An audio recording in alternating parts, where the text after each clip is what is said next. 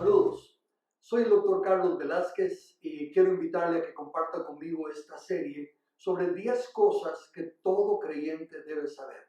Y note que digo todo creyente no es que haga acepción de personas, en realidad toda la humanidad lo debería saber, pero especialmente los que decimos ser creyentes en la Biblia, estando ahí tan claro lo que Dios ha dejado para que podamos tener libertad en nuestras naciones, somos los responsables en saberlo.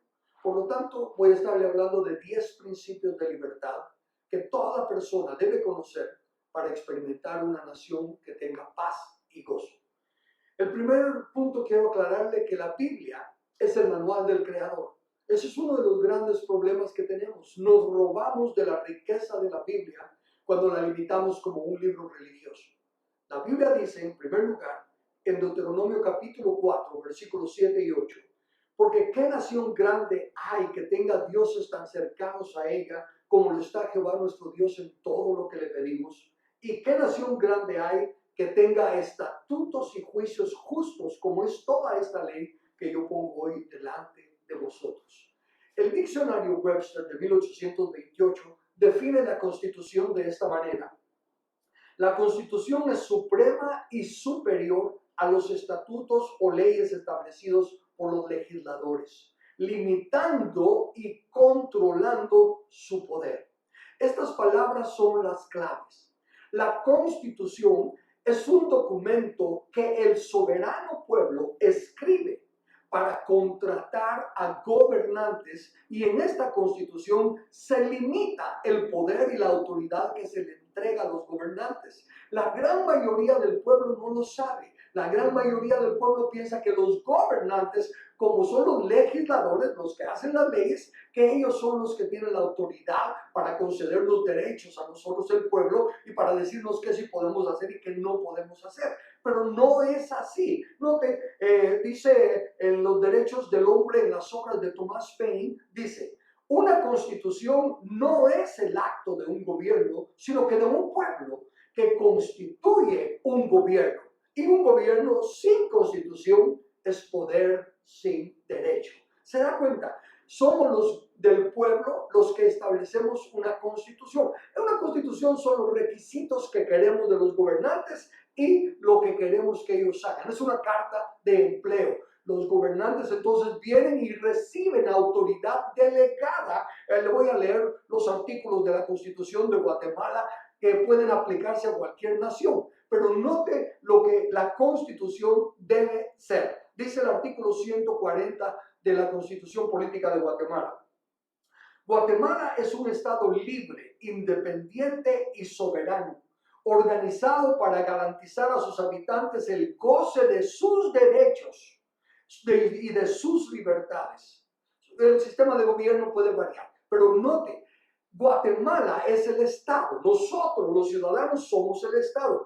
Al gobierno civil también se le llama Estado porque a nosotros delegarle autoridad para que sea el que regule en la nación las leyes y también para que nos represente internacionalmente, se convierte entonces en un Estado representativo.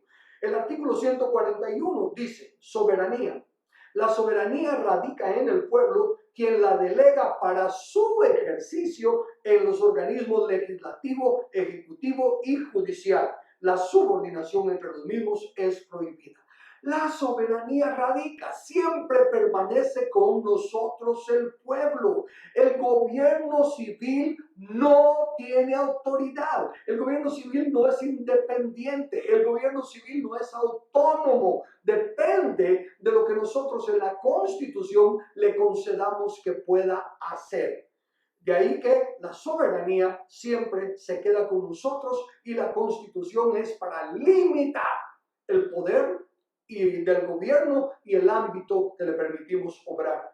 En el libro Los Derechos del Hombre en las obras completas de Thomas Paine, dice, una constitución es algo antecedente a un gobierno y un gobierno es tan solo la criatura de la constitución. Quiere decir que si no hubiera constitución, no habría gobierno, porque es el pueblo el que escribe la constitución para contratar al pueblo. El doctor Charles Howard, que él es profesor de la ciencia del gobierno en la Universidad de Harvard, dice: cualquier ejercicio de autoridad más allá de estos límites de la Constitución por cualquier gobierno es un ejercicio de poder sin derecho.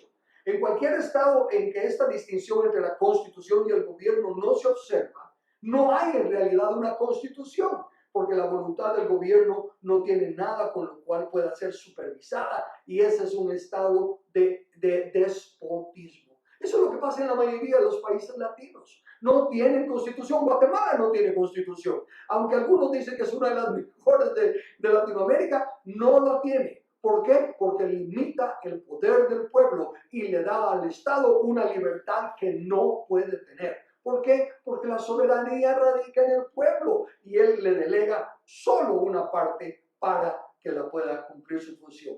Continúa diciendo el señor Payne: el Estado no puede ser la causa del derecho, así como el empleado no puede ser el que dicte las leyes de trabajo ni las condiciones del mismo.